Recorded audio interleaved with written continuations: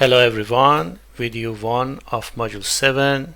In this series of video, which are the last series of videos and last module we talking about preparing the model for design and also how to design different type of elements, slab, steel members and concrete members and foundation. So at the beginning I just want to show you the edits I've done for meshing based on what I discussed in our last webinar, how to mesh elements more effectively. So for the composite slab, what I've done, I just remove all those extra joints and subdivision of the frames, and what I did, I automesh this shell based on all joints and frame. So I can show you here Automesh. I choose this one, Automesh area, using general divide tools based on points and line in meshing group, and I put the maximum size of divided objects 1 meter. So what will happen here is shell will automatically detect all frames. You don't need to subdivide the shell between frames, and we have joints right on top of the frames because those are a part of automeshing, and also any other points you have here or the same below. For example, I didn't touch this level, I kept it as it is, and for this level the same. We have some joints, some of them are subdivided, some of them not, but whatever are there, I just did the same and automesh it with maximum 1 meter. You can go for a smaller, but it's not necessary. So in your model you don't need to have these joints, you don't need to divide your frames, you just need to mesh the shell properly, and the dummy joints created by Automesh can be detected by frame. So I don't have such a situation here or here, but if I go up I have the same here. So you can see there is no joint here on beams, but the shell is Automesh to the frame and the maximum size is 1 meter. So you have a series of joints here, dummy joints, and those can be detected by frame. So what I've done for frames, I come here and I choose that Automesh, assign frame, and come to automatic mesh frame, and simply just chose mesh at internal joints.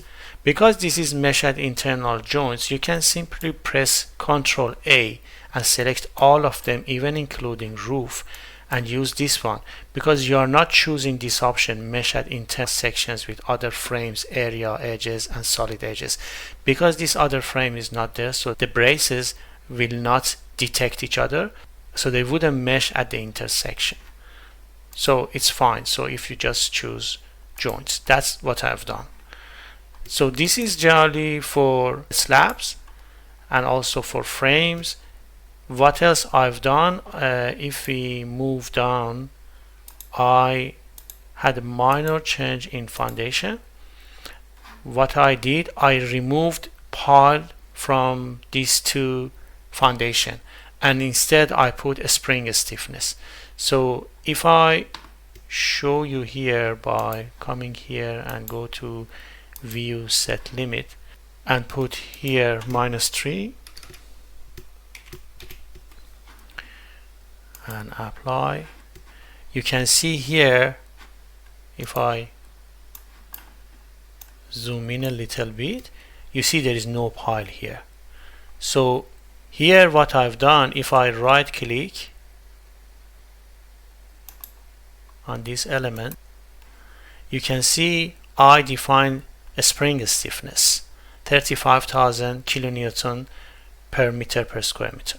So I have this spring stiffness, and for the other elements that we have pile, we don't have any spring stiffness. So if we come here and we check, we see there is no stiffness has been defined here.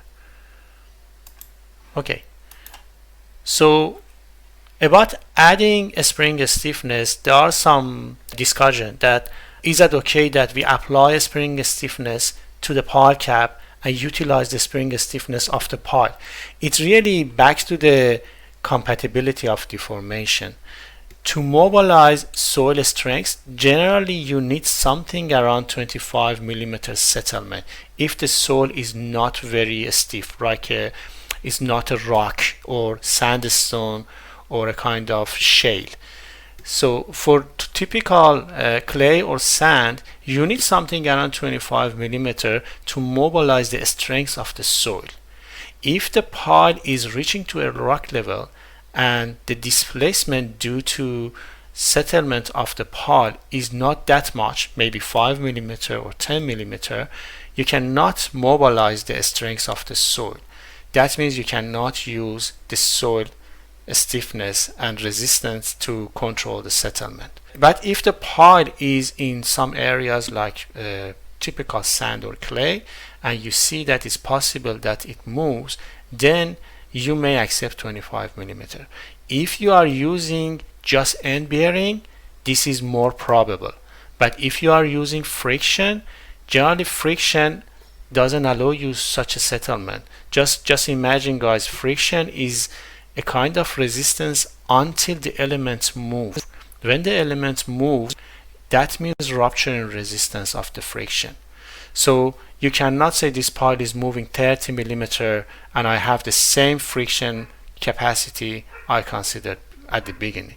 So just bear in mind, even many geotechnical engineers has this argument that if we're using the end bearing of the pile and we're using friction at the same time, we really need to ensure that there is no loose material underneath the toe of the pile, and we need to clean it up properly. We need to ensure that the whole gaps will be filled by concrete and pile transferring load directly to the hard layer. At that situation, we can utilize end bearing and friction at the same time. So still, even for utilizing these two at the same time, there are some arguments, but just see the situation. So if you have a bit settlement on pile, you may be able to utilize the soil. I personally rather not do that, and either I use the pile or I use the pad footing and soil stiffness for the shallow foundation. So we leave both of them as it is and see what would be the result. Really back to the stiffness I've designed here for those piles. It's 22,620, but here we have 35,000. So that should be reasonable, I believe, and we should have a good soil pressure here when we check the result. So what else we need to do? We need to update the specification of the elements we have. So let me get back to full view here, show all, apply. Okay, I'm coming here and checking the stiffness I defined for each element. Okay, so what we have is stiffness for slabs and beams and columns. Generally, when an element is subject to significant bending and the section will be cracked, you need to change the stiffness factor to 0.35. That's the number that's suggested by ACI.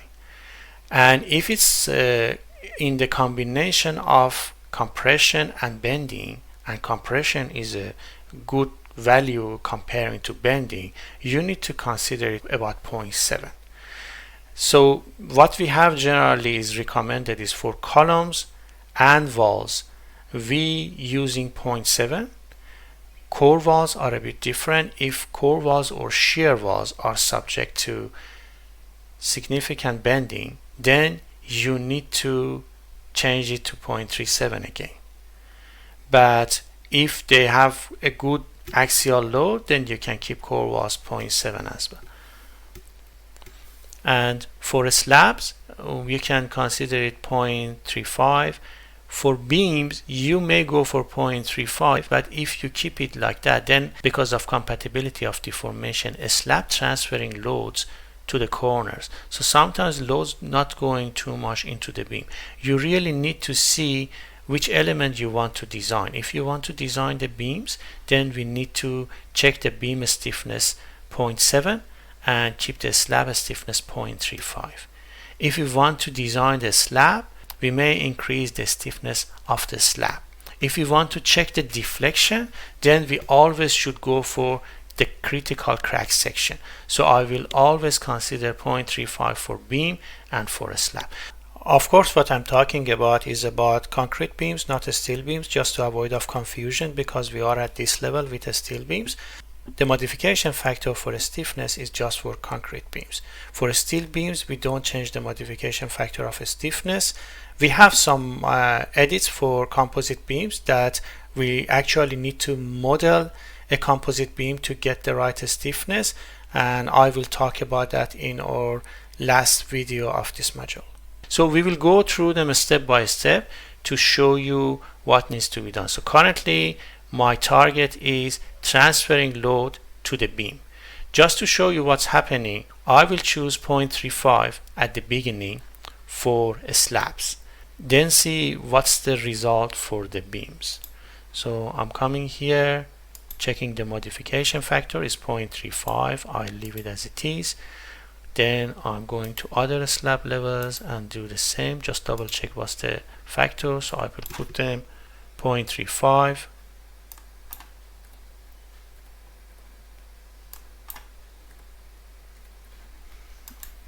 and press OK. And then the other one, 250 slab, I'll check this one is 0.35. What I will do for foundations, 0.7 is okay. Guys, just remember, the more stiffness you consider in your modification factors, more load will be transferred and absorbed by the element. So if you want to design it conservatively and safely, you need to have more stiffness factor.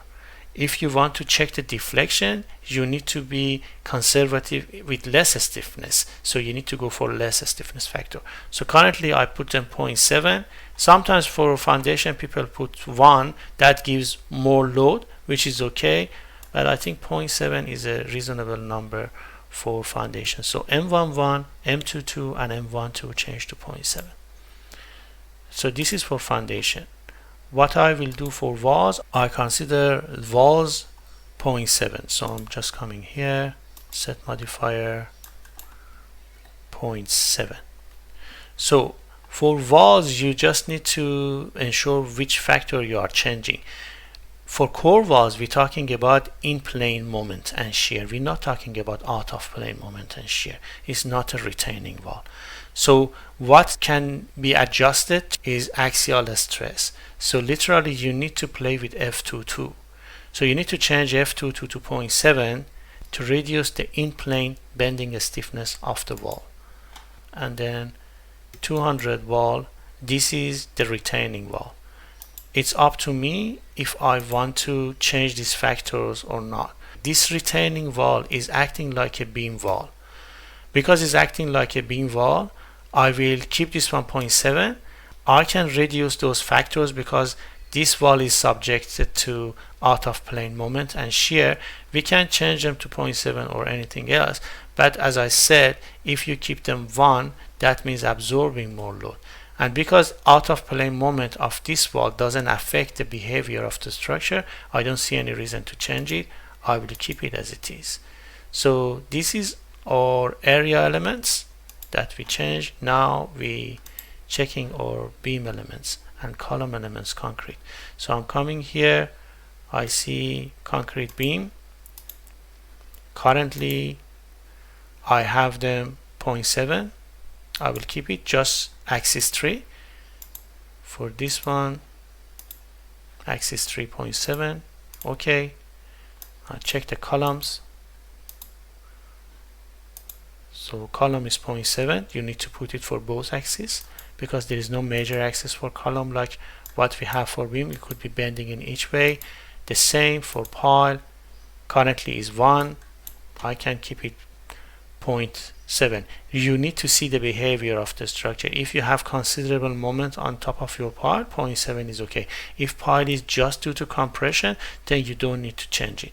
So we just put it 0.7 for the first round of analysis and see how we go.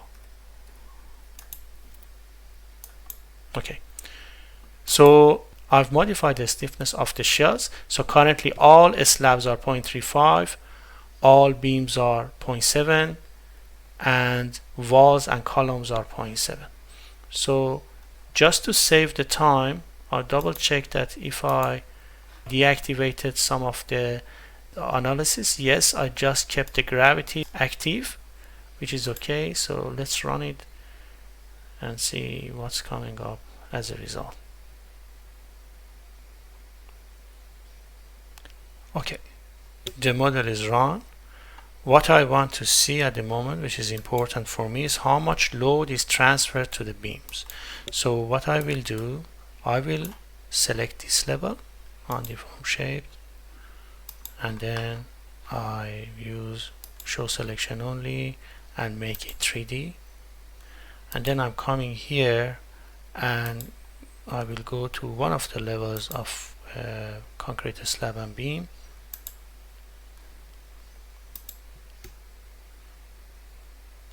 And check the load. I will go to upper level, select this one.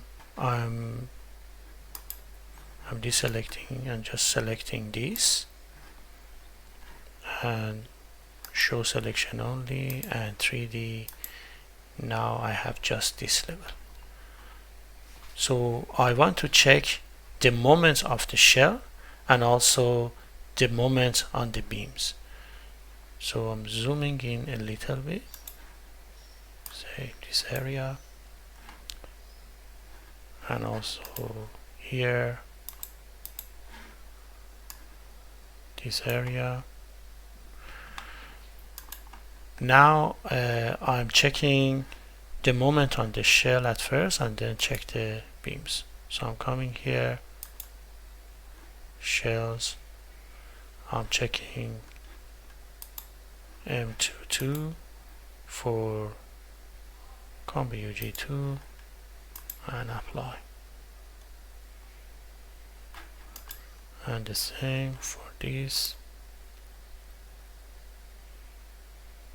and apply. I can give them a range roughly, so it's something from -20 to +20. I think it's a good range, just to make it more clear. -20 to +20.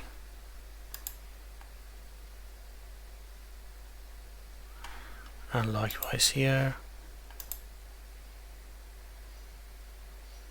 Okay, now we have a good figure about what's going on. So you guys can see here the moment of a slab is 18 at the middle and going to -30, -40, even 50 on top.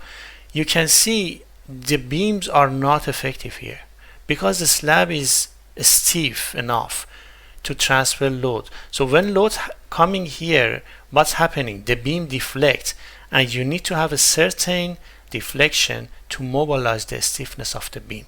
If the slab is stiffer than the beam, the slab literally transferring load here because a slab strength will be mobilized earlier than beam. So you guys need to see how you want to transfer loads and how you want to manage those. So the beams are not designed correctly and are not modeled correctly because these beams are composite beam. We will discuss about it in our design part, that how we can improve and change the stiffness. There are few ways that you can do, or we need to change the stiffness of a slab, at least see the loads being transferred properly to the beam.